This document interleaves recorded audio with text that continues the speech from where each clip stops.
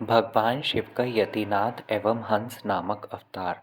नंदीश्वर कहते हैं, मुने, अब मैं परमात्मा शिव के यतिनाथ नामक अवतार का वर्णन करता हूँ। मुनीश्वर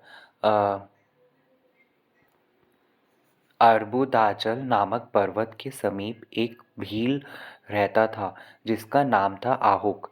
उसकी पत्नी को लोग आहुका कहते थे। वह उत्तम व्रत का पालन करने वाली थी। वे दोनों पति पत्नी महान शिव भक्त थे और शिव की आराधना पूजा में लगे रहते थे। एक दिन वह शिव भक्त भील अपनी पत्नी के लिए आहार की खोज करने के निमित्त जंगल में बहुत दूर चला गया। इसी समय संध्याकाल में भील की परीक्षा लेने के लिए भगवान शंकर सन्यासी का रूप धारण करके उसके घर आए। इतने में ही उस घर का मालिक भील भी चला आया और उसने बड़े प्रेम से उन यतिराज का पूजन किया। उसके मनोभाव की परीक्षा के लिए उन यतीश्वर ने दीनवाड़ी में कहा, भील, आज रात में यहाँ रहने के लिए मुझे स्थान दे दो। सवेरा होते ही चला जाऊंगा। तुम्हारा सदा कल्याण हो। भील बोला, स्वामी, आप ठीक कहते हैं, तथापि मेरी बात सुनिए। मेरे घर में स्थान तो बहुत थोड़ा है, फिर उसमें आपका रहना कैसे हो सकता है। भील की यह बात सुनकर स्वामी जी वहाँ से चले जाने को उद्यत हो गए। तब भीलनी ने कहा, प्राणनाथ, आप स्वामी जी को स्थान दे दीजिए। घर आए हुए अतिथि को निराश न लौटाइए, अन्यथा हमारे गृहस्थ धर्म के पालन में बाधा पहुँचेगी। आप स्वामी जी के साथ सुखपूर्वक घर के भीतर रहिए और मैं बड़े बड़े अस्त्र शस्त्र लेकर बाहर खड़ी रहूंगी। पत्नी की यह बात सुनकर भील ने सोचा, स्त्री को घर से बाहर निकालकर मैं भीतर कैसे रह सकता हूँ। सन्यासी जी का अन्यत्र जाना भी मेरे लिए अधर्म कारक ही होगा। ये दोनों ही कार्य एक गृहस्थ के लिए सर्वथा अनुचित है। अतः मुझे ही घर के बाहर रहना चाहिए। जो होनहार होगा वह तो होकर ही रहेगी।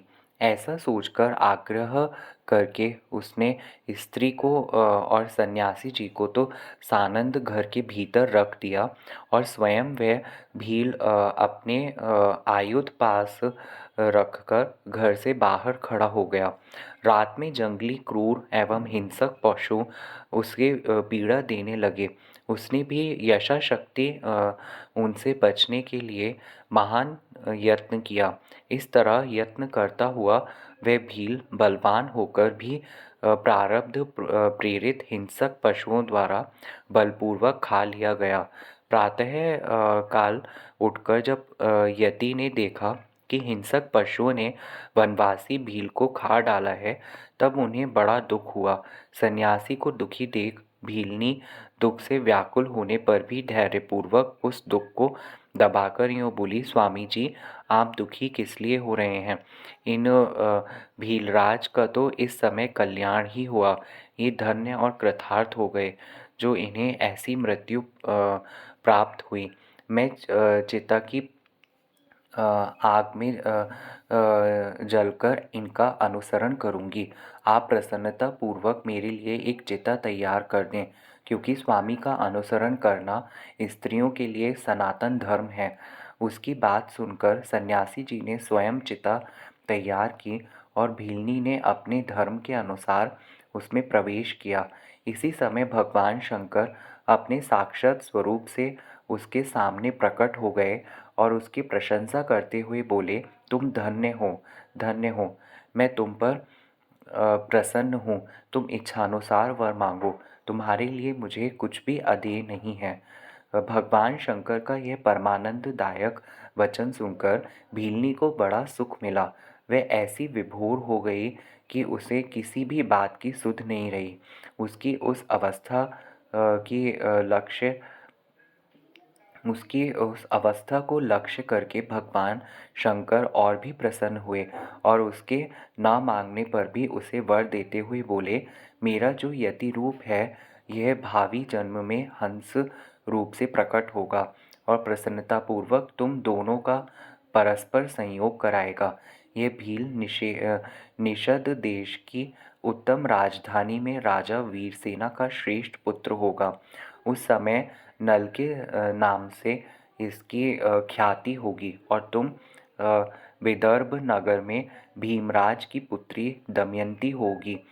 तुम दोनों मिलकर राजभोग भोगने के पश्चात वह मोक्ष प्राप्त करोगे जो बड़े बड़े योगीश्वरों के लिए भी दुर्लभ है। नंदीश्वर कहते हैं, मुने, ऐसा कहकर भगवान शिव उस समय लिंग रूप में स्थित हो गए।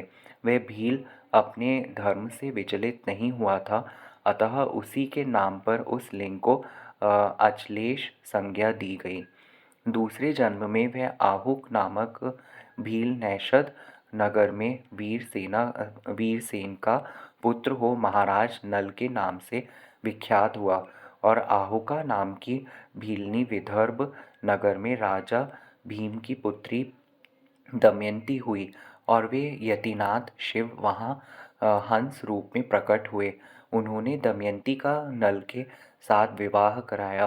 पूर्व जन्म के सत्कार जनित पुण्य से प्रसन्न हो भगवान शिव ने हंस का रूप धारण कर उन दोनों को सुख दिया। हंसावतारधारी शिव भांति भांति की बातें करने और संदेश पहुँचाने में कुशल थे। वे नल और दमयंती दोनों के लिए परमानंद दायक हुए। ओम नमः शिवाय।